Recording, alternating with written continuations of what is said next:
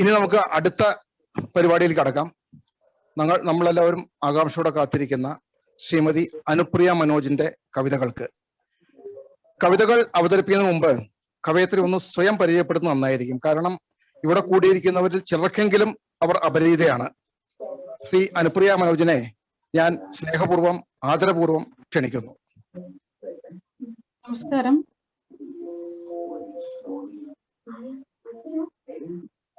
ഇത് കേൾക്കാം, പറഞ്ഞോളൂ. നമസ്കാരം. ഞാനിപ്പോ മീരാൻകുട്ടി മാഷ് പറഞ്ഞ പോലെ അത് ബയോഡേറ്റ് വായിച്ചിട്ടായിരിക്കും. ഞാൻ വളരെ കുറച്ച് നാളായിട്ട് എഴുതാൻ തുടങ്ങിയിട്ട്. നേരത്തെ അങ്ങനെ എഴുതുന്നതിനെ കുറിച്ചോ അങ്ങനെ ഗഹനമായൊരു വായനയോ ഒന്നും തന്നെ ഉണ്ടായിരുന്നില്ല. അങ്ങനെ എപ്പോഴോ അങ്ങനെ എഴുതി തുടങ്ങി.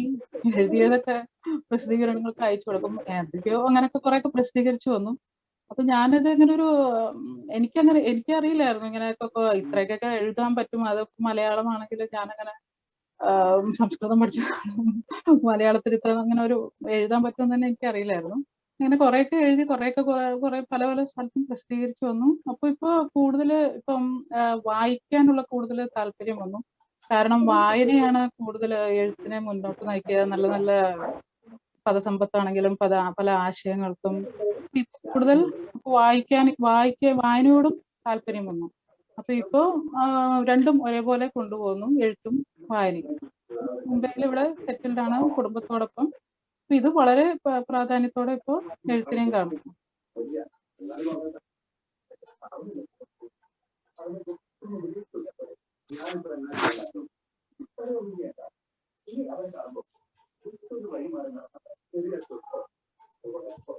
കവിത വായിച്ചോട്ടെ?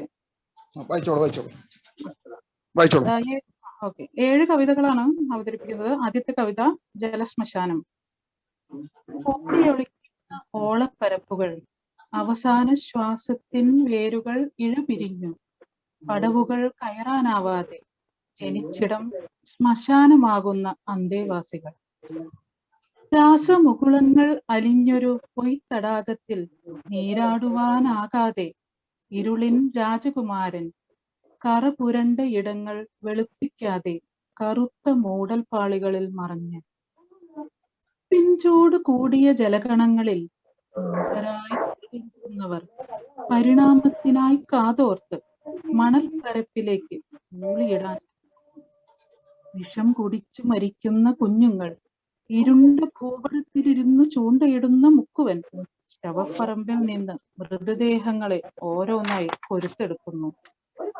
ഇറ്റു തെളിനീരിനാൽ തൊണ്ട നനയ്ക്കാനാവാതെ ചത്തുപൊങ്ങുന്ന ഓർമ്മകൾ. രണ്ടാമത്തെ കവിത പുറത്തു കടക്കുന്ന ഞാൻ. ഉള്ളിൽ വള്ളിച്ചെടികൾ ഇഴപിരിഞ്ഞു കിടക്കുന്നത് പോലെ എന്നിലെ ഞാൻ. സ്വർണ വെളിച്ചത്തിനും അകത്തു കടക്കാനാകാതെ മൂടിയ ഇലപടർപ്പുകൾ, അതിനുള്ളിൽ വിവിധങ്ങളായ മൃഗങ്ങൾ, അപൂർവമായി പെയ്തിറങ്ങിയ മഴത്തുള്ളികളിൽ മുളച്ച വിത്തുകൾ, പുൽനാമ്പുകൾ, വളർച്ച മുരടിച്ച് പുഴുക്കുത്ത് ഏറ്റുവാങ്ങി മൃതിയടഞ്ഞു. എന്നും ശിശിരത്തിലെ പൊത്തിനുള്ളിൽ വസിച്ച് പ്രകാശത്തിന്റെ വിരലുകൾ മരവിച്ചിരുന്നു ഞാൻ അകമേ മണലാരണ്യത്തിലും. വിട്ടു പറക്കാൻ കുന്നിൻ മുകളിൽ കയറി സ്വപ്നത്തിൽ പറക്കാനാകുമെന്നറിഞ്ഞിട്ടും ചാടാൻ മടിച്ചു. വേരുകൾ മണ്ണിനോട് വിട ചൊല്ലി കുതിച്ചപ്പോൾ വെളിച്ചം കടക്കാത്ത കടന്നൽ കൂടുകൾ പൊട്ടി താഴേക്ക് പതിച്ചു. ഞാൻ ചിറകുകൾ മുളച്ച് എന്നിൽ നിന്നും സ്വതന്ത്രമാവുകയും ചെയ്തു. മൂന്നാമത്തെ കവിത മാറാലകൾ. പാടവരമ്പത്തെ ചേറിൽ മുളച്ച പതിരില്ലാ കൊഞ്ചലുകൾ, ചിതറിയ കുപ്പിവളകളിലെ ചിരിപ്പൊട്ടുകൾ. പ്രണയം ശ്വാസം മുട്ടി മരിച്ചിട്ട് 4-ാം നാൾ ശവപ്പെട്ടിയിൽ അവൾ വീണ്ടും ജനിച്ചു. ഓർമ്മത്തുഴികളിൽ നട്ടുവളർത്തിയ നെല്ലിമരത്തിൻ ഇലവഴുത്തു. ചവർപ്പ് കൂടിയ നെല്ലിക്ക പൊഴിയാൻ തുടങ്ങിയപ്പോൾ ഊന്നുവടിയാക്കിയ വിലാപഗാനങ്ങളിൽ ഒളിപ്പിച്ചു കാൽത്തളയൊച്ചകൾ. നിലം തൊടാതെ ഓടിക്കൊണ്ടിരുന്ന നിഴൽപ്പാടുകളെ കൂട്ടിയിട്ടു കത്തിച്ചു. ചിതാഭസ്മത്താൽ നിറമില്ലാത്ത മരക്കൂടിൽ ചായം പൂശി കറിക്കൂട്ടുകൾക്ക് ഉപ്പിൻ രുചി പകർന്നുകൊണ്ടിരുന്നു. ഉറുമ്പരിച്ച ചുണ്ടുകൾ യാത്ര അവസാനിപ്പിച്ച് തിരികെ മാറാലകൾക്കിടയിൽ ബാക്കിയായ 2 ചിലന്തിക്കാലുകൾ നിർത്തിക്കിടന്നു. 4ാമത്തെ കവിത കാറ്റിലാടും മരങ്ങൾ. സ്വപ്നത്തിൽ ഏകാന്തമാം തീവണ്ടി യാത്ര. പുഴകളും മരങ്ങളും കടന്ന് വഴിയറിയാതെ പാഞ്ഞൊരു പാളം തെറ്റിയ യാത്ര. ചെന്നെത്തിയത് ഒരു മലമുകളിൽ. താഴ്വാരം നിറയെ കുറിഞ്ഞിപ്പൂക്കൾ. നേർത്ത കുളിർക്കാറ്റ് തഴുകിയുണർത്തി. ഉറക്കച്ചടവോടെ പുറത്തിറങ്ങിയ എന്നെ നോക്കി മരങ്ങൾ പുഞ്ചിരിച്ചു. ഉച്ചവെയിലിൻ ചൂടുകനത്തു. മരങ്ങളിൽ വാട്ടം നിറഞ്ഞു. വാനിൽ കാർമേഘങ്ങൾ വേഗത്തിൽ ഉരുണ്ടുകൂടി. കാറ്റിൻ ഗതി ഏറി വന്നു. വൻമരങ്ങൾ കടപുഴകി വീണു. വേരറ്റെന്ന് തോന്നിച്ച പാഴ്മരങ്ങൾ നഭസിലേക്ക് തലയുയർത്തി നിന്നു. കാഴ്ചകളെ മുറിഞ്ഞ വിരലുകളിൽ മരുന്നായി പുരട്ടി ഇരുളടഞ്ഞ മുറിയിൽ തിരികെ എത്തി. ജീവിതത്തെ നോക്കി ഞാനും ചിരിച്ചു, ജീവനുള്ള മരങ്ങളെ പോലെ. അടുത്തത് തുളവീണ ഹൃദയങ്ങൾ. കാലങ്ങൾ കാത്തിരുന്നു കിട്ടിയ വെള്ളച്ചെമ്പരത്തിക്ക് പ്രാണന്റെ തെളിനീരുറവയുമായി 2 ആത്മാക്കൾ. ഓരോ ഇലയും നീട്ടുന്ന പച്ചപ്പിലേക്ക് അവർ പകർന്നു ഉടലിൻ ചൂട്. മാനം മുട്ടിയ ചെടിയോട് പ്രണയമോതിയ യാത്രക്കാർ വിഷമുദ്രകളും വാക്യങ്ങളും വെയിലിൽ മലിനജലത്താൽ പുറത്തേക്ക് ചാടി ഉണ്ണാത നാടികൾ. ഭ്രാന്തൻ പൂക്കളെ അരിഞ്ഞെടുത്ത വേട്ടക്കാർ ചുവന്ന മഷിയിൽ മുക്കി തിരികെ കൊണ്ടു. രക്തപുഷ്പങ്ങളെ കണ്ടു നിലവിളിച്ചു തുളവീണ ഹൃദയങ്ങൾ. വർഷാവർഷം പുതിയ പൂക്കളും പൂന്തോട്ടക്കാരും വന്നുകൊണ്ടിരുന്നു, നിലവിളികളും. പെൺഭൂതം. കാട്ടിലെ പറങ്കിമാവിൽ മക്കളോടൊത്ത് താമസം. ഒരിക്കൽ കാടു തീണ്ടിയ കോമരങ്ങൾ തീമാരിയാൽ കരിച്ചു അവളുടെ ദേഹം. ചാരമാകാത്ത കൈവിരലുകൾ പിഴുതുമാറ്റി. കാൽവണ്ണകൾ മുറിച്ചു വിറ്റു കാശാക്കി. മക്കളെ അടിവയറ്റിലേക്ക് ചവിട്ടിത്താഴ്ത്തി. പാതി ജീവനാൽ ഓടി മലയിറങ്ങിയ ഭൂതം മണ്ണുമാന്തികളാൽ മാനഭംഗപ്പെട്ട മണ്ണിന്റെയും നെറിയില്ലാത്ത വേട്ടമൃഗങ്ങളാൽ മുറിവേറ്റ പെണ്ണിന്റെയും രോദനത്താൽ ചെവി പൊട്ടി. സ്വന്തം കണ്ണുകൾ കുത്തിപ്പൊട്ടിച്ചു. എങ്ങോട്ടെന്നില്ലാതെ ഓടിമറഞ്ഞു. ശിലാഹൃദയങ്ങൾ ചുമക്കുന്നവർ അപ്പോഴും പറഞ്ഞുകൊണ്ടിരുന്നു, ഭ്രാന്തി മുത്തശ്ശിയുടെ വായ തുന്നിക്കെട്ടണമെന്ന്. കവിത മരിച്ചു മടുക്കുന്നത്. ഹലോ. മരിച്ചു മടുക്കുന്നത്. അടുത്ത കവിത. മുട്ടുസൂചികൾ പോരെന്ന് പറഞ്ഞൊരാൾ നാട്ടിലെ എല്ലാ കറിക്കത്തികളെയും ഈർച്ചവാളാക്കി. കാടും ചോലയും മൃഗങ്ങളും പക്ഷികളും നാടും വീടും വേർതിരിവില്ലാതെ അതിനിരയായി. എത്ര എളുപ്പം മൃദുലമീ മുറിയലെന്നു ചൊല്ലിയ സഹൃദയർ കൂടിക്കൂടി തിങ്ങി നിറഞ്ഞു ഭൂമി. സ്വന്തം വിരലുകൾ കൂടി മുറിഞ്ഞ് ചേരുവകൾക്കൊപ്പം വേവാൻ തുടങ്ങിയപ്പോൾ അയാളൊരു വെറുക്കപ്പെട്ടവനായി. സ്വയം നിർമ്മിച്ച ആയുധത്താൽ കൂടുവിട്ടു പോയിട്ടും ഇഷ്ടക്കാർ അപ്പോഴും അയാളെ കൊന്നുകൊണ്ടിരുന്നു. അയാളല്ലേ സൂചിക്ക് പരിണാമം കണ്ടുപിടിച്ചത്. നന്ദി. നന്ദി ശ്രീമതി അനുപ്രിയ. ഇനി നമുക്ക് ചർച്ചയിലേക്ക് കടക്കാം. ഓക്കെ. അനുപ്രിയ കവിതകൾ കേട്ടു ഇഷ്ടപ്പെട്ടു. എനിക്ക് ഈ മാറാലയും പിന്നെ ഇതല്ലേ പെൺഭൂതം, അത് 2 കവിതയാണ് ഏറ്റവും ഇഷ്ടപ്പെട്ടത്. പക്ഷെ ഒരു പ്രശ്നമുള്ളത്, എൻ നിൻ മാം എന്നൊക്കെ ചേർത്തിട്ട് ഇപ്പൊ വൃദ്ധനിബദ്ധമല്ലാത്ത വൃദ്ധത്തിനില്ലാത്ത കവിതകൾ ഗദ്യകവിത എഴുതുമ്പോ അങ്ങനെ വേണോ എന്നുള്ളതാണ് ഒരു. പിന്നെ സംസ്കൃതം പഠിച്ച അനുപ്രിയ തന്നെ നല്ല ശുദ്ധ മലയാളം ഉപയോഗിച്ചിട്ടുണ്ട്. നഭസ് എന്ന് പറഞ്ഞൊരു വാക്ക് ഉള്ളൂ അതില്. നഭസ് അത് ഒരു നോർമൽ ആയിട്ടുള്ള ഒരു വാക്കാണ്. പക്ഷെ അങ്ങനെ പലരും, അതായത് ഇപ്പൊ ഒരു പ്രവണത പലർക്കും, ഞാൻ ഒരുപാട് കവിതാ ഗ്രൂപ്പുകളിലൊക്കെ അംഗമാണ്. അപ്പോ ഈ കവിത എന്ന് പറഞ്ഞാൽ അതിൽ എൻ നിൻ മാം അങ്ങനെയൊക്കെ വേണോ? അതൊരു ചെറിയൊരു കല്ലുകടി പോലെ തോന്നി. അത്രേ ഉള്ളൂ.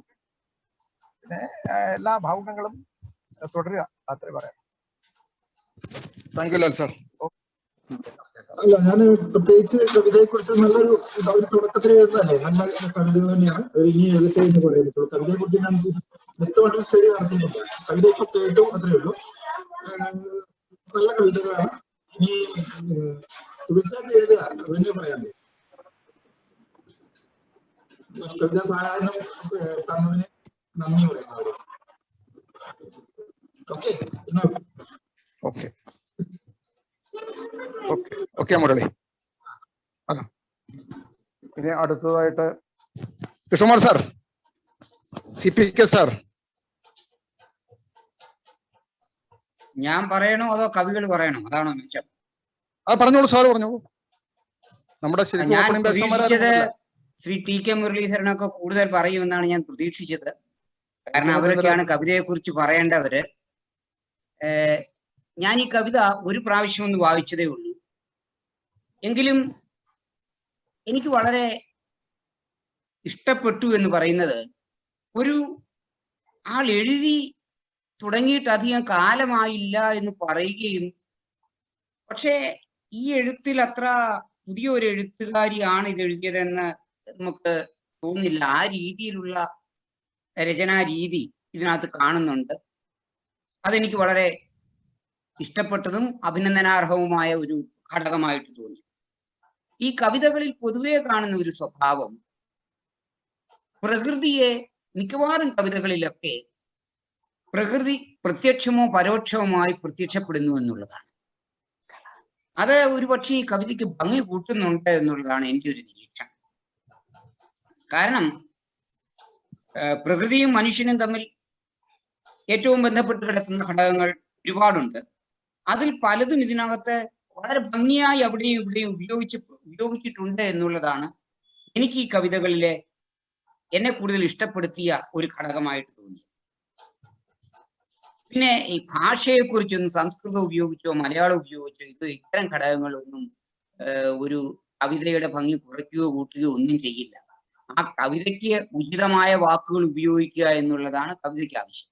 അത് ഇതിനകത്ത് ഉപയോഗിച്ചിരിക്കുന്നതൊക്കെ ഉചിതമായ വാക്കുകളാണ് എന്നുള്ളതാണ് ഈ കവിതയ്ക്ക് ഭംഗി ഉണ്ടാക്കുന്നത്. അല്ലാതെ അതിനകത്ത് ഒരു വാക്ക് സംസ്കൃതമായി പോയോ അത് പച്ച മലയാളമായോ എന്നുള്ളതൊക്കെ ഇതൊന്നും ഒരു ചർച്ചയ്ക്ക് വിഷയമാക്കേണ്ട കാര്യമേ അല്ല എന്നാണ് എൻ്റെ അഭിപ്രായം. അതുപോലെ തന്നെ ഛന്ദസ് ഉള്ളതാണോ ഛന്ദസ് ഇല്ലാത്തതാണോ കവിത, ഇത്തരം ചർച്ചകളുടെയൊക്കെ കാലം എന്നേ കഴിഞ്ഞു പോയതാണ്. അത്തരം ചർച്ചയിലേക്കൊന്നും നമ്മൾ പോകേണ്ട കാര്യമില്ല. ഈ കൃതിക്കകത്ത്, ഈ രചനകൾക്കകത്ത് കവിതയുണ്ടോ കവിത്വമുണ്ടോ എന്നുള്ളത് മാത്രമേ നമ്മൾ നോക്കേണ്ടതുള്ളൂ. ആ രീതിയിൽ നോക്കുമ്പോൾ വളരെ പ്രതീക്ഷ തരുന്ന ഒരു എഴുത്തുകാരിയാണ് അനുപ്രിയ എന്നതിൽ യാതൊരു സംശയവുമില്ല. വീരാൻകുട്ടി പറഞ്ഞതുപോലെ എനിക്കും തോന്നിയില്ല. സത്യത്തിൽ ഞാൻ ഇപ്പോഴാണ് അറിഞ്ഞത് ഈ എഴുത്തുകാരി അടുത്ത കാലത്ത് എഴുതാൻ തുടങ്ങിയതാണ് എന്ന്. ഞാൻ മധു നമ്പ്യാർ അങ്ങനെ എന്നോട് പറഞ്ഞിരുന്നില്ല. ഒരു കവയിത്രി പുതിയ ആളാണ് അവതരിപ്പിക്കുന്നതെന്ന് മാത്രമേ നേരത്തെ പറഞ്ഞുള്ളൂ. പക്ഷേ അടുത്ത കാലത്ത് എഴുതാൻ തുടങ്ങിയ ആള് എന്നുള്ളത് ഒരു പുതിയ അറിവാണ്. ഇനി കവിതകളിലേക്ക് ഒന്നോ രണ്ടോ കവിതകൾ മാത്രം കൃത്യമായി പറയുവാൻ ഞാൻ ആഗ്രഹിക്കുന്നു. ബാക്കി ഓരോരോ കവിതകളെ കുറിച്ച് പറയുമ്പോൾ അത് പൂർണ്ണമാകും. ഈ ജലശ്മശാനം എന്ന കവിതയെ കുറിച്ച് ഞാൻ പറയുവാൻ ആഗ്രഹിക്കുകയാണ്. ജലം ജീവന്റെ സ്രോതസ്സാണ്.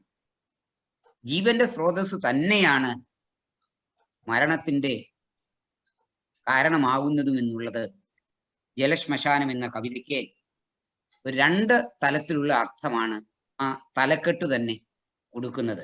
ജലമില്ലെങ്കിൽ ജീവനില്ല. ആ ജലം തന്നെ ശ്മശാനമായി മാറുകയാണ്. അവിടെ ഉപ്പിൻ ചൂട് കൂടിയ ജലകണികകളിൽ മൂകരായി പിറുപിറുക്കുന്നവർ പരിണാമത്തിനായി കാതോർത്ത മണൽപ്പരപ്പിലേക്ക് ഊളിയിടാൻ വെമ്പുന്നു. ഈ ഭാഗത്തൊക്കെ മണൽപ്പരപ്പാണോ വെള്ളമാണോ, ഇവിടെ നമ്മളെ തന്നെ അനുവാചകനെ പ്രത്യേക ഒരു തലത്തിലേക്കാണ്, അതായത് സാധാരണ നമ്മളൊക്കെ വെള്ളത്തിലേക്കാണ് ഊളിയിടുന്നത്.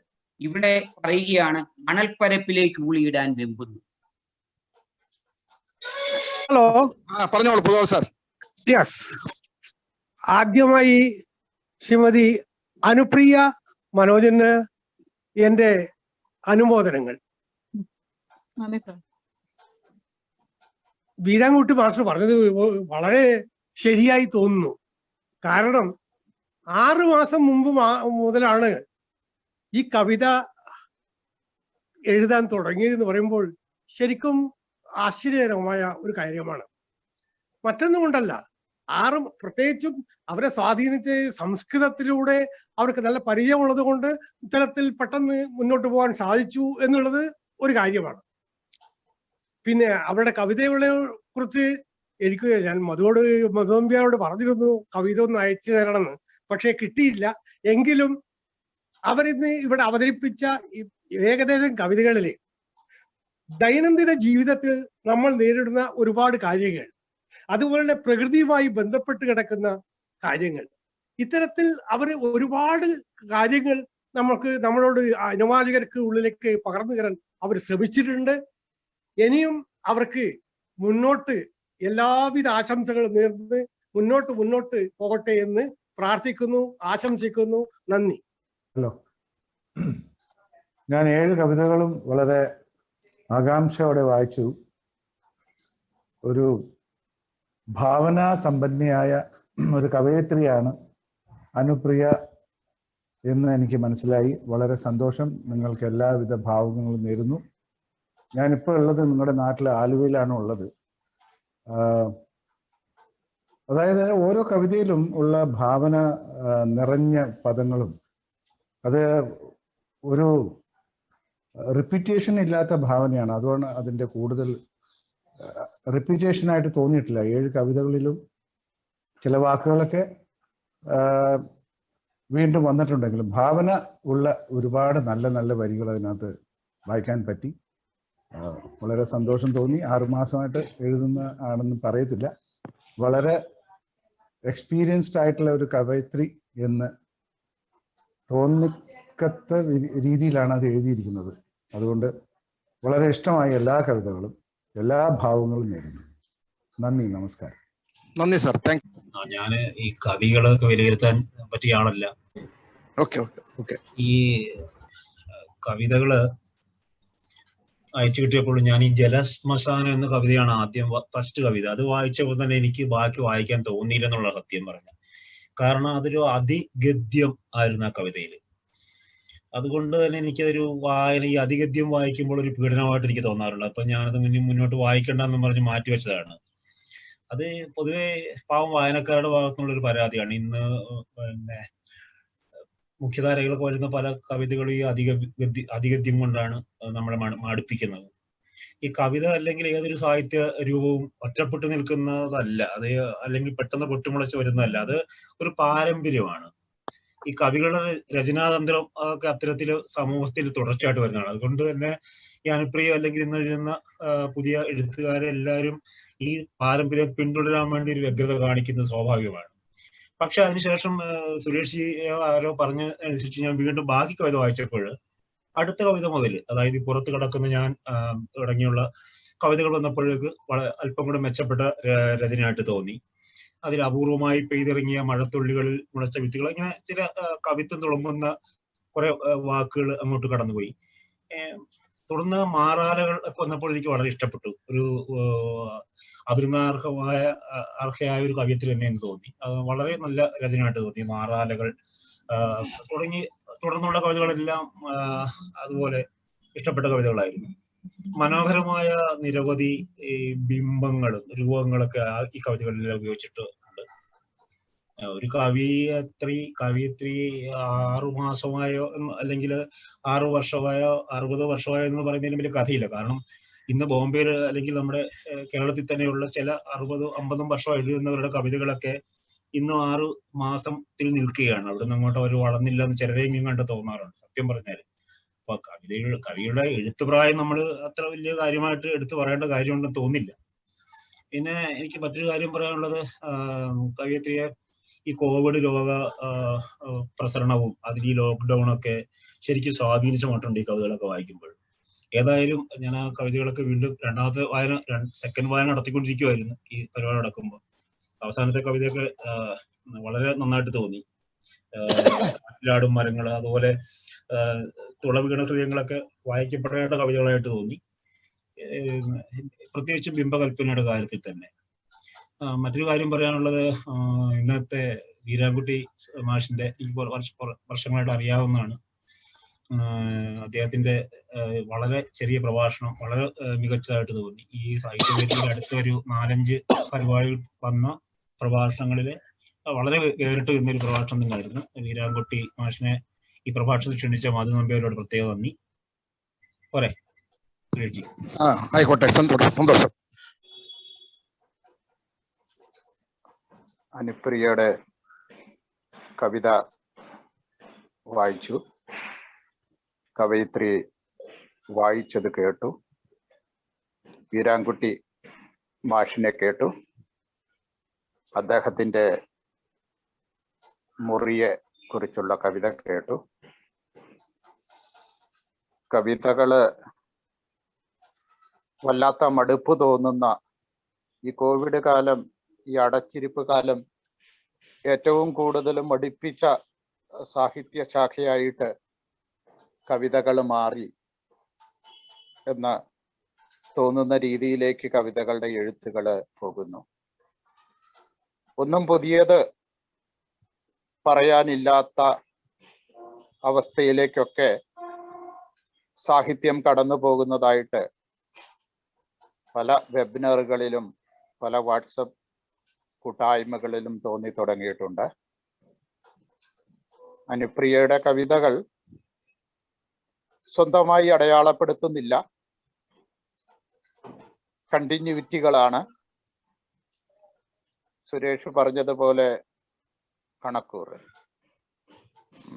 ഗദ്യത്തിന്റെ ഒരു അതിപ്രസരമല്ല, ശ്രദ്ധമായ ഗദ്യത്തിന്റെ പദ്യാത്മകത കവിതയിൽ അനുഭവപ്പെട്ടിട്ടില്ല.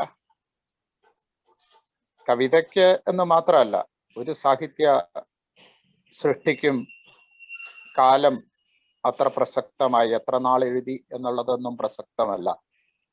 സ്ഥലം, കാലം, ഭാവങ്ങള് ഇതൊക്കെ അതിജീവിക്കുന്നതാണ് സാഹിത്യം എന്നുള്ളതാണ്, പ്രത്യേകിച്ച് കവിത. മനസ്സിൽ തങ്ങി നിൽക്കുന്ന കവിതകള് അല്ലെങ്കിൽ വരികള് നമ്മൾ വളരെ നിർബന്ധിച്ചാൽ ചിലത് നമുക്ക് കിട്ടുമെന്നല്ലാതെ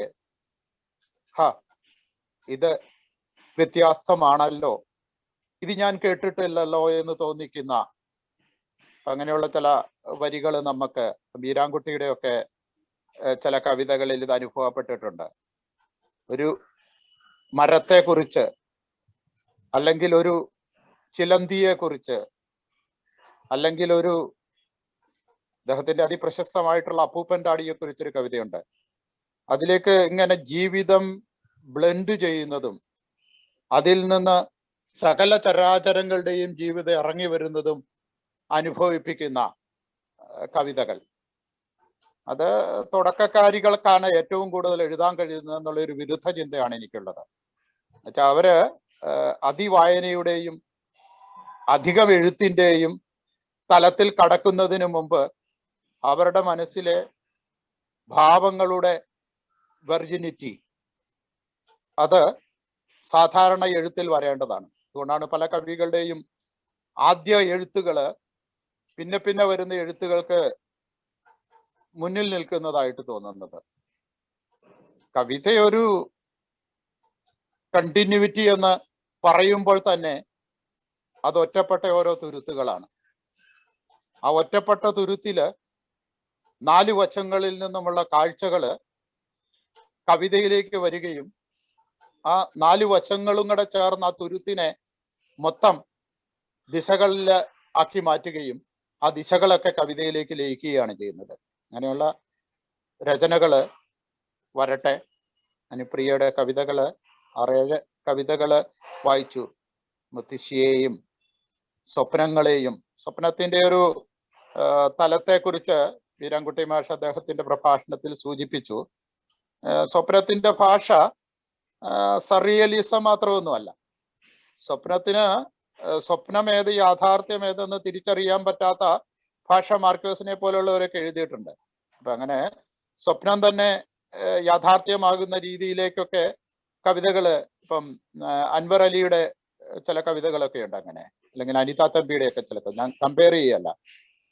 ആ ഒരു അർത്ഥത്തില് ഒരുപക്ഷെ നിരന്തരം കവിതകൾ വായിക്കുന്ന ആള് എന്നുള്ള രീതിയിൽ നീ എൻ സ്വരം വേറിട്ടു കേട്ടുവോ എന്ന് വൈലോപ്പള്ളി ചോദിച്ചതുപോലെ നീ എൻ സ്വരം വേറിട്ട് കേട്ടുവോ എന്ന് ചോദിക്കുന്നയാളാണ്, നിരന്തരം തേടിക്കൊണ്ടിരിക്കുന്നയാളാണ് കവി.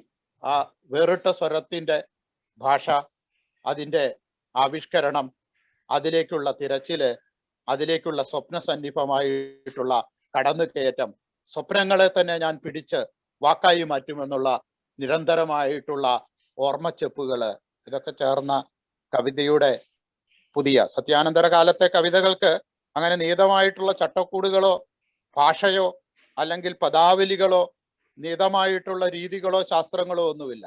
നമ്മൾ ഇങ്ങനെ ഇരുന്ന് വർത്തമാനം പറയുന്ന രീതിയിൽ ഇപ്പം കെ.എൽ. തോമസ് കുട്ടിയുടെ ഒക്കെ കവിതകൾ വായിച്ചു കഴിഞ്ഞാൽ നമ്മൾ സംസാരിക്കുന്ന രീതിയിലൊക്കെയുള്ള എഴുത്തിന്റെ തലങ്ങളുണ്ട്.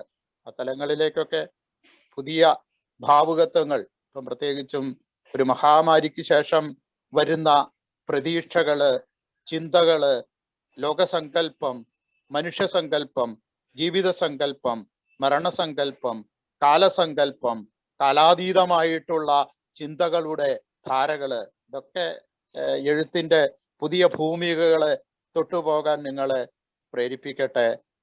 വേറിട്ട സ്വരമായിട്ട് അനുപ്രിയമാർ വരട്ടെ. നന്ദി, നമസ്കാരം, സ്നേഹാദരങ്ങൾ. ശശി. നന്ദി ശശി സാർ. Thank you. ഞാൻ ആക്ച്വലി എനിക്ക് കവിതയെ കുറിച്ച് അങ്ങനെ ആധികാരികമായിട്ടൊന്നും പറയാനൊന്നും പ്രാപ്തിയുള്ള ഒരാളല്ല. ഞാനൊരു സാധാരണ വായനക്കാരനാണ്. അപ്പം ഒഴുകൂർ സാറൊക്കെ പറഞ്ഞതെന്ന് പുതിയ പുതിയ കുറെ കാര്യങ്ങൾ മനസ്സിലായി. പിന്നെ കവിതകള് ഞാൻ അധികം വായിക്കാറില്ല. ഞാൻ സാധാരണ കഥകളും ഒക്കെയാണ് വായിക്കാറ്. പക്ഷെ ഒരു ഗദ്യത്തിന്റെ രൂപത്തില് ഈ കേട്ടതൊക്കെ ആ ഗദ്യത്തിന്റെ രീതിയിൽ അതിനെക്കുറിച്ചൊക്കെ അതിനെ ആസ്വദിക്കാൻ കഴിഞ്ഞു. അപ്പം ഇതിനെക്കുറിച്ച് കൂടുതലൊന്നും എനിക്ക് പറയാനില്ല. എഴുത്തിന്റെ ലോകത്തിലേക്ക് ഇനിയും പുതിയ പുതിയ രചനകളായിട്ട് ശ്രീമതി അനുപ്രിയക്ക് തുടർന്നും എഴുതാനുള്ള സാധ്യതകൾ ഉണ്ടാകട്ടെ എന്ന് ആശംസിക്കുന്നു. നന്ദി, നമസ്കാരം. പറഞ്ഞോളൂ ജ്യോതി, പറഞ്ഞോളൂ. അനുപ്രിയ എന്നുള്ള എഴുത്തുകാരിയെ കുറിച്ചിട്ട് അറിയാൻ പറ്റിയത് ഇപ്പോഴാണ്. സാഹിത്യവേദിയിലൂടെ അനുപ്രിയെ പരിചയപ്പെടാൻ പറ്റിയത് വളരെ സന്തോഷം. സാഹിത്യവേദിയിലെ എല്ലാവർക്കും, സാഹിത്യവേദിയിലെ എല്ലാവർക്കും പ്രത്യേകം നന്ദി. അനുപ്രിയ കവിതകളെ കുറിച്ച് എനിക്ക് അധികം പറയാനായിട്ട് അറിയില്ല. എന്ന് വെച്ചാൽ ഞാനൊരു കവിത എഴുതാറില്ല. കവിത ഉടനെ വായിക്കാൻ തുടങ്ങിയിട്ട് വളരെ കുറച്ച് കാലമായിട്ടുള്ളൂ. പക്ഷെ എല്ലാത്തിലും നല്ല ഒരു വായിച്ചു നോക്കിയപ്പോൾ അതിനുള്ളൊരു അർത്ഥം എനിക്ക് മനസ്സിലായത് വളരെ വളരെ നല്ല ആശയങ്ങളായിട്ടാണ് തോന്നിയത്. അനുപ്രിയയിൽ നല്ലൊരു കവിയുണ്ട്, ഒരു കവിയത്രയുണ്ട്. അപ്പോൾ അനുപ്രിയ എല്ലാ ആശംസകളും നേരുന്നു. നന്ദി ജ്യോതിലക്ഷ്മി. ആദ്യമായി ആമുഖ പ്രഭാഷണം നടത്തിയ വീരാൻകുട്ടി സാർക്ക് വലിയൊരു നമസ്കാരം. എലിപ്പനി, നിപ്പ മുതൽ കോവിഡ് വരെ ഒരു ബോധവൽക്കരണവും പിന്നീട് ആ റൂമിൽ കിടന്ന് ഉള്ള ആ എട്ടുകാലികളെയും പല്ലികളെ പറ്റിയുള്ള നർമ്മരസമായ അതിഭാവനാപൂർണമായ കവിതകളും വളരെ ഹൃദയസ്പർശിയായി. അദ്ദേഹത്തിന് എല്ലാവിധ നമസ്കാരവും പിന്നെ അഭിനന്ദനങ്ങളും അറിയിക്കുകയാണ്. പിന്നെ ഞാനൊരു കവിയോ അല്ലെങ്കിൽ എഴുത്തുകാരനോ അല്ല, ഒരു തികഞ്ഞ ആസ്വാദകനാണ്. കവിതയായാലും ലേഖനങ്ങളായാലും അതിനെ സമഗ്രമായി വായിക്കാറും വായിച്ചു കൊണ്ടുള്ള ഒരു ആസ്വദിക്കുന്ന ഒരു വ്യക്തിയാണ്, ഈ പൊതുവാൾ സാറിനെ പോലെ.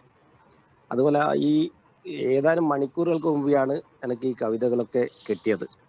അപ്പോഴൊരു 3-4 കവിതകൾ എനിക്ക് വളരെ ഹൃദയസ്പർശിയായും ഒരു മനസ്സിനോട് അറ്റാച്ച് ചെയ്തതുമായ ഒന്നായി തോന്നി.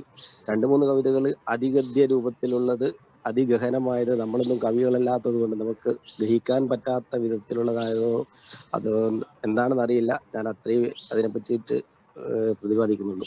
എങ്കിലും ആ പുറത്തു കിടക്കുന്ന ഞാൻ, അതിനെ പറ്റിയിട്ടാണ് എനിക്ക് ആദ്യമായിട്ട് പറയാനുള്ളത്. ഞാൻ ഒരു കൂട്ടിൽ നിന്നും പുറത്തേക്ക് പോകാൻ ആഗ്രഹിക്കുകയാണ് എന്നാണ് എനിക്ക് തോന്നിയത്.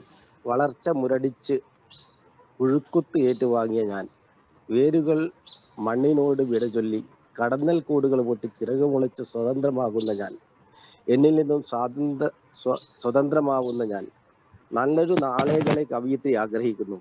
പിന്നീട് വായനക്കാർക്ക് ഊഹിക്കാൻ പറ്റുന്ന ഒരു സന്ദേശം കൊടുത്തുകൊണ്ട് ആ കവിത സമാഹരിക്കുകയാണ്. അതിനുശേഷം ഞാനൊന്ന് നോട്ട് ചെയ്തൊരു കവിത എന്ന് പറഞ്ഞു കഴിഞ്ഞാൽ കാറ്റിലാടും മരങ്ങളാണ്. ഏകാന്തമായൊരു തീവണ്ടി യാത്ര എന്ന് തുടങ്ങുമ്പോൾ തന്നെ അത് പ്രകൃതിയെപ്പറ്റി എന്ന് ഊഹിക്കാം. ലാളിത്യവും മനോഹരവും അലങ്കാരവുമുള്ളതുമായ വരികളാണ് അവസാനം വരെ. ജീവനുള്ള മരങ്ങൾ തന്നെയാണെന്നും പക്ഷേ ഇരുളടഞ്ഞ മുറിയിൽ നിന്നും നോക്കിച്ചിരിക്കുകയാണെന്നുമുള്ള സങ്കല്പങ്ങൾ, കവയിത്രിയുടെ ഭാവനകൾ ഒരു ഫുൾ സ്റ്റോപ്പോടെ അർത്ഥപൂർണമാകുന്നു. അത് വളരെ ഹൃദയസ്പർശിയായി തോന്നുന്നു. പിന്നെ മൂന്നാമതായി ഒരു കവിത ഞാൻ നോട്ട് ചെയ്തത് പെൺഭൂതം. വരികളിൽ ഭൂരിഭാഗവും ഒരു ദയനീയ രൂപം നമ്മുടെ മനസ്സിലേക്ക് വരുമ്പോൾ തന്നെ ഈ ഭൂതത്തെ പറ്റിയാണ് പറയുന്നത്. സ്വന്തം കണ്ണുകൾ സ്വയം കുത്തിപ്പൊട്ടിച്ച് ഓടി മറയുമ്പോഴും ഭ്രാന്തി മുത്തശ്ശിയുടെ വായ അവസാനം തുന്നിക്കെട്ടണമെന്ന് പറയുന്നതിന്റെ പൊരുൾ എന്താണെന്ന് ഇപ്പോഴും എനിക്ക് മനസ്സിലാവുന്നില്ല. സ്വയം പറയാണ് അവസാനം. എല്ലാവരും സിമ്പത്തിക്കൽ വരികളായിരുന്നു ആദ്യമൊക്കെ തുടങ്ങിയത്. പിന്നെ അവസാനം പറയുന്നു സ്വയം വാഴ തുന്നിക്കെട്ടൻ എന്ന് പറയുന്ന പൊരുൾ എന്താണെന്ന് എനിക്ക് ഇതുവരെ പിടികിട്ടുന്നില്ല. അതിലാണ് എനിക്കൊരു ശങ്കയുള്ളത്. പിന്നെ അവസാനമായിട്ട് ഞാനൊന്ന് നോട്ട് ചെയ്ത 4-5 വരികൾ മരിച്ചു മടുക്കുന്നത്. മുട്ടുസൂചിയുടെ മുന മുതൽ കരിക്കത്തിയെ ഈർച്ചവാളാക്കിയതും അതിൻ്റെ ഇരകളെ പിന്നെ മൃദുലമായ ശരീരം മുറിയല്ലേ എന്ന് ചൊല്ലുന്ന സൗഹൃദങ്ങളുടെ കൂടിച്ചേരൽ.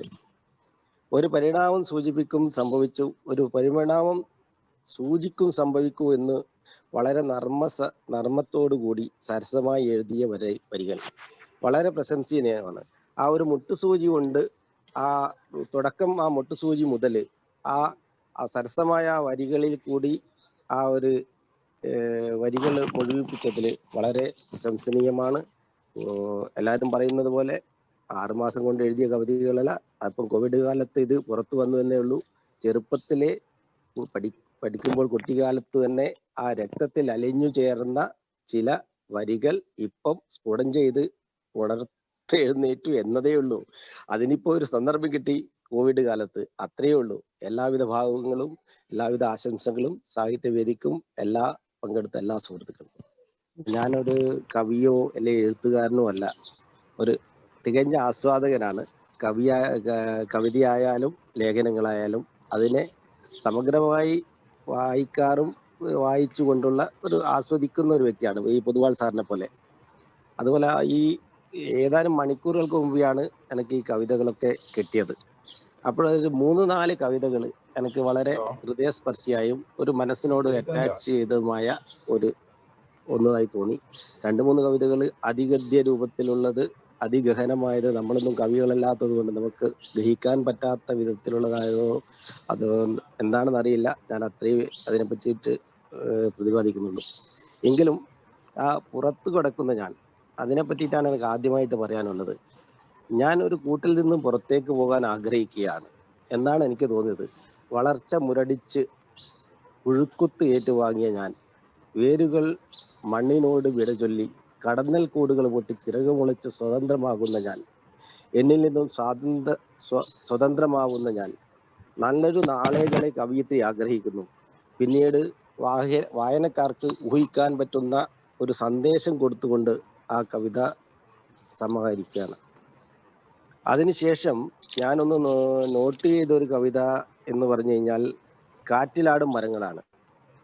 ഏകാന്തമായൊരു തീവണ്ടി യാത്ര എന്ന് തുടങ്ങുമ്പോൾ തന്നെ അത് പ്രകൃതിയെപ്പറ്റി എന്ന് ഊഹിക്കാം. ലാളിത്യവും മനോഹരവും അലങ്കാരവുമുള്ളതുമായ വരികളാണ് അവസാനം വരെ. ജീവനുള്ള മരങ്ങൾ തന്നെയാണെന്നും പക്ഷേ ഇരുളടഞ്ഞ മുറിയിൽ നിന്നും നോക്കിച്ചിരിക്കുകയാണെന്നുമുള്ള സങ്കല്പങ്ങൾ, കവയിത്രിയുടെ ഭാവനകൾ ഒരു ഫുൾ സ്റ്റോപ്പോടെ അർത്ഥപൂർണമാകുന്നു. അത് വളരെ ഹൃദയസ്പർശിയായി തോന്നുന്നു. പിന്നെ മൂന്നാമതായി ഒരു കവിത ഞാൻ നോട്ട് ചെയ്തത് പെൺഭൂതം. വരികളിൽ ഭൂരിഭാഗവും ഒരു ദയനീയ രൂപം നമ്മുടെ മനസ്സിലേക്ക് വരുമ്പോൾ തന്നെ ഈ ഭൂതത്തെ പറ്റിയാണ് പറയുന്നത്. സ്വന്തം കണ്ണുകൾ സ്വയം കുത്തിപ്പൊട്ടിച്ച് ഓടി മറയുമ്പോഴും ഭ്രാന്തി മുത്തശ്ശിയുടെ വായ അവസാനം തുന്നിക്കെട്ടണമെന്ന് പറയുന്നതിന്റെ പൊരുൾ എന്താണെന്ന് ഇപ്പോഴും എനിക്ക് മനസ്സിലാവുന്നില്ല. സ്വയം പറയാണ് അവസാനം എല്ലാവരും സിമ്പത്തിക്കൽ വരികളായിരുന്നു ആദ്യമൊക്കെ തുടങ്ങിയത്. പിന്നെ അവസാനം പറയുന്നു സ്വയം വാഴ തുന്നിക്കെട്ട് എന്ന് പറയുന്ന പൊരുൾ എന്താണെന്ന് എനിക്ക് ഇതുവരെ പിടികിട്ടുന്നില്ല. അതിലാണ് എനിക്കൊരു ശങ്കയുള്ളത്. പിന്നെ അവസാനമായിട്ട് ഞാനൊന്ന് നോട്ട് ചെയ്ത 4-5 വരികൾ മരിച്ചു മടുക്കുന്നത്. മുട്ടുസൂചിയുടെ മുന മുതൽ കരിക്കത്തിയെ ഈർച്ചവാളാക്കിയതും അതിൻ്റെ ഇരകളെ പിന്നെ മൃദുലമായ ശരീരം മുറിയല്ലേ എന്ന് ചൊല്ലുന്ന സൗഹൃദങ്ങളുടെ കൂടിച്ചേരൽ. ഒരു പരിണാമം സംഭവിക്കൂ എന്ന് വളരെ നർമ്മത്തോടു കൂടി സരസമായി എഴുതിയ വരികൾ വളരെ പ്രശംസനീയമാണ്. ആ ഒരു മുട്ടുസൂചി കൊണ്ട് ആ തുടക്കം, ആ മുട്ടുസൂചി മുതൽ ആ സരസമായ വരികളിൽ കൂടി ആ ഒരു വരികൾ മുഴുവിപ്പിച്ചതിൽ വളരെ പ്രശംസനീയമാണ്. എല്ലാവരും പറയുന്നത് പോലെ 6 മാസം കൊണ്ട് എഴുതിയ കവിതകളല്ല. അപ്പം കോവിഡ് കാലത്ത് ഇത് പുറത്തു വന്നു എന്നേ ഉള്ളൂ. ചെറുപ്പത്തിലെ പഠിക്കുമ്പോൾ കുട്ടിക്കാലത്ത് തന്നെ ആ രക്തത്തിൽ അലിഞ്ഞു ചേർന്ന ചില വരികൾ ഇപ്പം സ്ഫുടം ചെയ്ത് ഉണർത്തെഴുന്നേറ്റു എന്നതേ ഉള്ളൂ. അതിനിപ്പോ ഒരു സന്ദർഭം കിട്ടി കോവിഡ് കാലത്ത്, അത്രയേ ഉള്ളൂ. എല്ലാവിധ ഭാവങ്ങളും എല്ലാവിധ ആശംസകളും സാഹിത്യവേദിക്കും പങ്കെടുത്ത എല്ലാ സുഹൃത്തുക്കളും.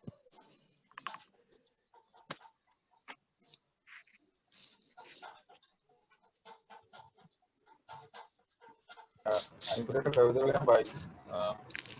ഈ എല്ലാ കവിതകളിലും ഒരുതരം സ്ഥായിയായ ഒരു ദുഃഖം നൽകി ചേർത്തിട്ടുണ്ടോ എന്നൊരു സംശയം.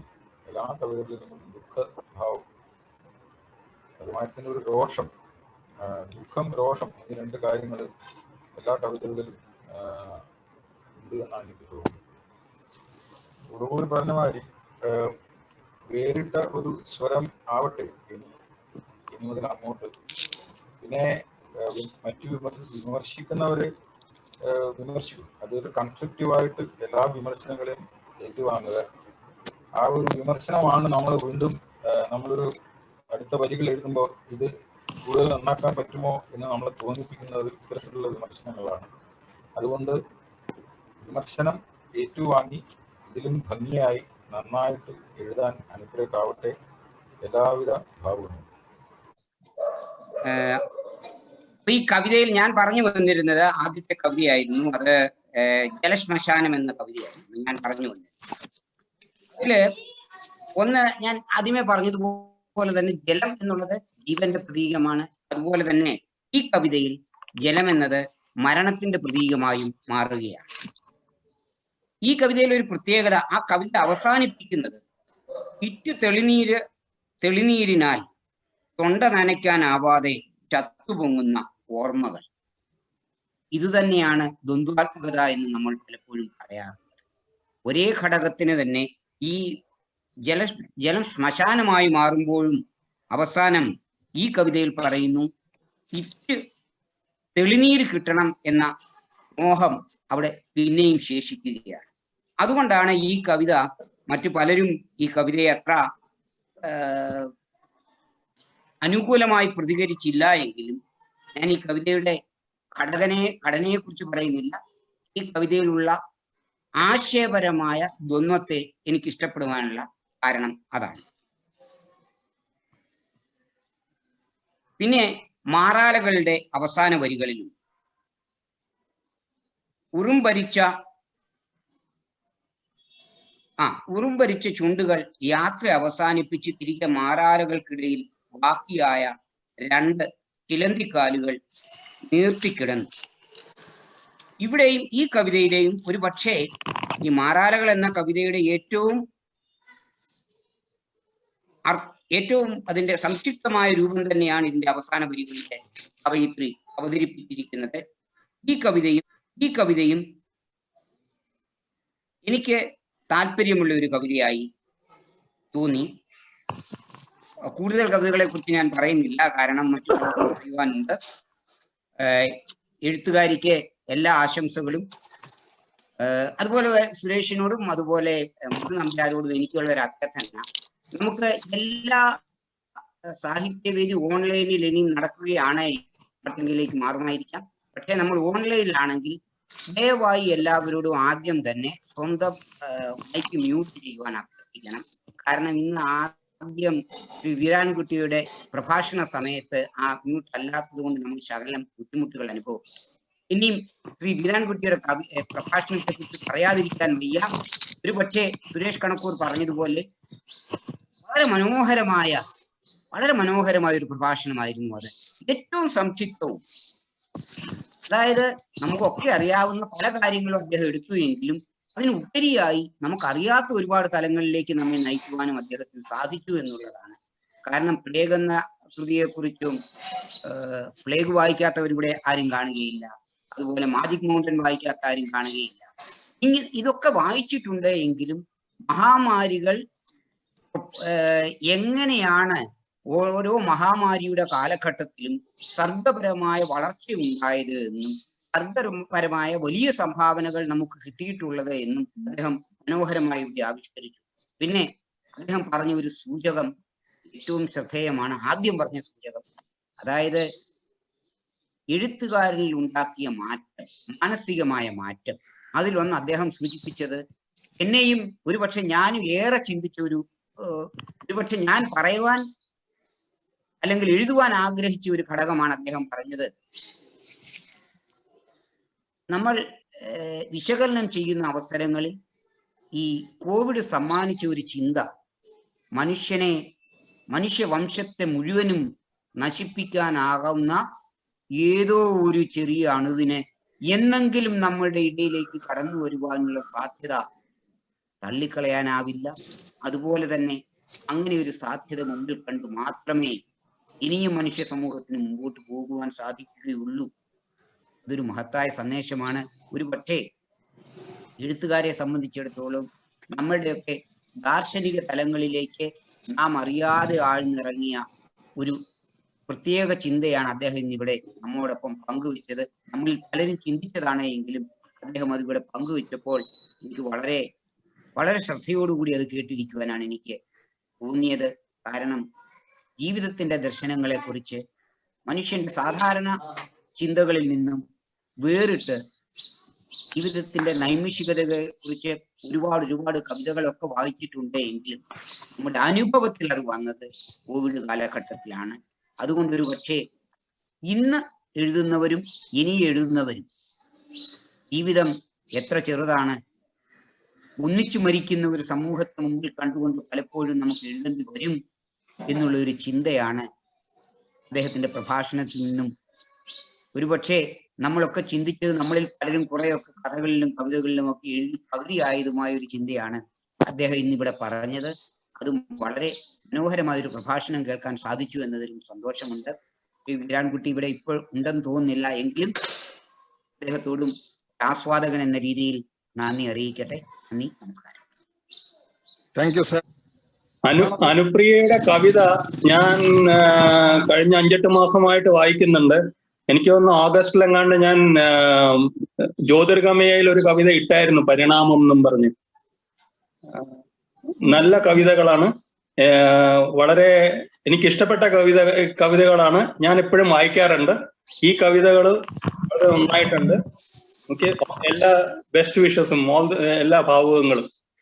അനുപുരയുടെ എന്താണ് അഭിപ്രായം? ഇപ്പോഴത്തെ ഒരുപാട് അഭിപ്രായങ്ങൾ അനുപുര കേട്ടു. എന്താണ് അനുപുരക്ക് പറയാനുള്ളത്? ആദ്യമായി ഞാൻ സാഹിത്യവേദി ഭാരവാഹികളോട് നന്ദി. വളരെ സന്തോഷം. ഞാൻ ആദ്യമായിട്ടാണ് ഇങ്ങനെ ലൈവായിട്ട് കവിത അവതരിപ്പിക്കുന്നത്. പല ഓൺലൈൻ മീഡിയയ്ക്കും അല്ലാതെയൊക്കെ വീഡിയോ ആയിട്ടൊക്കെ ഇങ്ങനെ കവിത എടുത്ത് കൊടുത്തിട്ടുണ്ട്. പിന്നെ ലൈവായിട്ടൊക്കെ അവതരിപ്പിക്കുന്നത് ആദ്യമായിട്ടാണ്. പിന്നെ വീരാൻകുട്ടി മാഷിന്റെ കൂടെ ഒരു വേദി പങ്കിടാൻ കഴിഞ്ഞത്, പിന്നെ പല അഭിപ്രായങ്ങളും കേട്ടു. എനിക്കിങ്ങനെ ഇപ്പൊ ഞാനിവിടെ പ്രസന്റ് ചെയ്ത എല്ലാ കവിതകളും ഓൾറെഡി പല പല മാധ്യമങ്ങളിൽ വന്ന കവിതകളാണ്. അപ്പൊ എനിക്ക് അങ്ങനെ അഭിപ്രായമായിട്ടൊന്നും കേൾക്കാൻ കഴിയില്ലല്ലോ. ഓൾറെഡി പ്രസിദ്ധീകരിച്ചു വന്ന കവിതകൾ, അങ്ങനെ ആ അഭിപ്രായം ഒന്നും കേട്ടിട്ടില്ല. അപ്പൊ ഇങ്ങനെ ഇപ്പൊ ലൈവായിട്ട് പലരുടെയും പല അഭിപ്രായങ്ങള് അതൊക്കെ കേൾക്കാൻ കഴിഞ്ഞു. അതൊക്കെ ഒരു വലിയൊരു എന്താ പറയുക, ഒരു പോസിറ്റീവായിട്ട് തന്നെ ഞാൻ എടുക്കുന്നത്. കാരണം എനിക്ക് അങ്ങനെ എൻ്റെ കവിതകളിൽ എന്തെങ്കിലും അഭിപ്രായം കേൾക്കുക എന്നുള്ളത് അതൊരു വലിയൊരു കാര്യം തന്നെയായിട്ട്. അല്ലെങ്കിൽ ഞാൻ എൻ്റെ രീതിക്ക് തന്നെ ഇങ്ങനെ എഴുതിക്കൊണ്ടിരിക്കും. അപ്പോൾ കറക്റ്റ് ചെയ്യാനാണെങ്കിലും എന്തെങ്കിലും ഇങ്ങനെ ഏതെങ്കിലും ഭാഗത്ത് കൂടുതൽ ശ്രദ്ധിക്കാനുണ്ടെങ്കിലും ഒക്കെ അപ്പൊ അതൊക്കെ വളരെ എനിക്കിപ്പോ ഇപ്പൊ ആദ്യം എനിക്ക് ഇവിടെ വന്ന് പ്രസന്റ് ചെയ്യാനൊക്കെ ഒരു പേടി ഉണ്ടായിരുന്നു. കാരണം ഞാൻ ആദ്യം എനിക്ക് അതൊരു എക്സ്പീരിയൻസ് ഇല്ല. അധികം നാളൊന്നും എഴുതാൻ പറ്റിയില്ല എന്നുള്ളത് തന്നെ അധികം ആയിട്ട് അതൊരു വലിയ കാര്യമില്ല എന്ന് പലരും പറഞ്ഞു.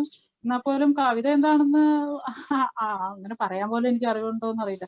അപ്പോ അത്രയ്ക്കൊന്നും വായിക്കാത്ത ഒരാള് എഴുതിയ കവിതകൾ ഇവിടെ ഒന്ന് പ്രസന്റ് ചെയ്യാൻ തന്നെ എനിക്ക് കുറച്ച് പേടിയുണ്ടായിരുന്നു. ഇപ്പൊ ഇത് ഓൾറെഡി എല്ലാം പ്രസിദ്ധീകരിച്ചു വന്നാണല്ലോ എന്നുള്ള ഒരു ധൈര്യം മാത്രമേ ഉണ്ടായിരുന്നുള്ളൂ എനിക്ക് ഇവിടെ വന്നപ്പോ. എന്തായാലും എല്ലാവരുടെയും അഭിപ്രായങ്ങൾ കേൾക്കാൻ കഴിഞ്ഞു. വളരെ സന്തോഷം. ഇനി മുന്നോട്ടുള്ള യാത്രയ്ക്ക് കൂടുതൽ എഴുതാനും വായിക്കാനും ഇതൊരു വലിയൊരു പ്രചോദനമാണ് തീർച്ചയായും. എല്ലാവരോടും നന്ദി. എല്ലാവരോടും നമ്മള് ഇന്ന് അധ്യക്ഷനായിട്ട് വന്നിട്ടുള്ള സുരേഷ് നായരോട് എല്ലാവിധ നന്ദി രേഖപ്പെടുത്തുന്നു. കാരണം ഞാൻ അദ്ദേഹം എന്നോട് സംസാരിച്ചപ്പോൾ ഞാൻ അദ്ദേഹത്തെ ക്ഷണിക്കുകയും അദ്ദേഹം പെട്ടെന്ന് തന്നെ ഞാൻ അധ്യക്ഷനാവാം എന്ന് പറയുകയും. പിന്നെ ടെക്നിക്കലായിട്ട് തന്നെ എപ്പോഴും സഹായിക്കുന്ന വിക്രമത്തിന് ഒരുപാട് നന്ദി. പ്രത്യേകിച്ച് ഇന്നത്തെ കാര്യത്തിൽ ഒരുപാട് വിഷ്വൽസ് അസലായിട്ട് വീരാൻകുട്ടി സാറിനെ അത്ഭുതപ്പെട്ടിട്ടുണ്ടാവും. നന്നായിട്ട് വിഷ്വൽസ് അവതരിപ്പിച്ചിട്ടുണ്ട്. പിന്നെ കൃഷ്ണകുമാർ എപ്പോഴും നമ്മളെ എല്ലാ കാര്യങ്ങളും ഞാൻ കൃഷ്ണകുമാരോട് ഡിസ്കസ് ചെയ്യാറുണ്ട്. അദ്ദേഹം ഒരുപാട് എനിക്ക് സപ്പോർട്ട് ചെയ്തിട്ടുണ്ട്. പിന്നെ എനിക്ക് പറയാനുള്ളത്, ഇന്ന് അഭിപ്രായങ്ങൾ പറഞ്ഞ എല്ലാ സുഹൃത്തുക്കൾക്കും, പ്രത്യേകിച്ച് പൊതുവാൾ സാറ്, നമുക്ക് എല്ലാ സുഹൃത്തുക്കൾക്കും നന്ദി. ഗുണപ്പൂര്, ഗോപാല്, എല്ലാവർക്കും അഭിപ്രായങ്ങൾ പറഞ്ഞ എല്ലാവർക്കും ഇനി ആർക്കെങ്കിലും പറയാനുണ്ടെങ്കിൽ ഇപ്പോഴും പറയാം. അഭിപ്രായം പറയാനുണ്ടെങ്കിൽ ആദ്യം തന്നെ ബീരാൻകുട്ടി സാറിന് ഞാൻ എന്റെ ഭാഗത്തുനിന്ന് ഒരു നന്ദി പറയട്ടെ. അതിമനോഹരവും വസ്തുനിഷ്ഠവും വിജ്ഞാനപ്രദമായിട്ടുള്ള ഒരു പ്രഭാഷണമായിരുന്നു. നല്ലൊരു കവിത. പിന്നെ കവയത്രി അനുപ്രിയ മനോജിനോട് ഒരു വാക്ക് പറയാം. പുകഴ്ത്തലിനോ ഇകഴ്ത്തലിനോ ചെവി കൊടുക്കാതിരിക്കുക. ആരെന്ത് പറയുന്നതായാലും അത് അവരുടെ വ്യക്തിപരമായിട്ടുള്ള അഭിപ്രായമാണ്. അതൊന്നും അവസാന വാക്കല്ല. പിന്നെ ഒരു ഗദ്യവും പദ്യവും എഴുതുന്ന ഒരാളെന്ന നിലയ്ക്ക് ഗദ്യം എഴുതാനാണ് ബുദ്ധിമുട്ടെന്നാണ് ഞാൻ മനസ്സിലാക്കിയിരിക്കുന്നത്. അതിന് നമുക്ക് വേണ്ടത് നല്ല ഭാഷാജ്ഞാനവും ധാരാളം വായനയും വേണം. എഴുതുന്നതിനേക്കാൾ കൂടുതൽ വായിക്കുക. പിന്നെ ഇതുപോലുള്ള പരിപാടികൾ മാക്സിമം പങ്കെടുക്കാൻ ശ്രമിക്കുക. കവിതകൾ അവതരിപ്പിക്കുക, കവി അരങ്ങുകളിൽ പങ്കെടുക്കുക. ആലുവാക്കാരി എന്ന നിലയ്ക്ക് കൂടുതൽ സ്നേഹം കാണിക്കുന്നു. നന്ദി, നമസ്കാരം.